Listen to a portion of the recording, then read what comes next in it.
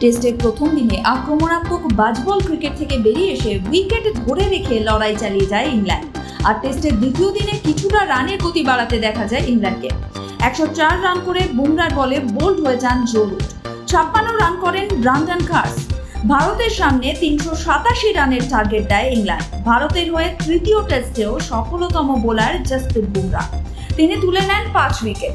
দ্বিতীয় টেস্টে বল হাতে আগুন ঝরালেও তৃতীয় টেস্টে খুব একটা আকর্ষণীয় দেখালো না আকাশদীপকে। কোনো উইকেট পাননি তিনি। আর জবাবে ব্যাট করতে নেমে মাত্র 13 রানে আউট হয়ে ফিরে যান যশস্বী জয়সওয়াল।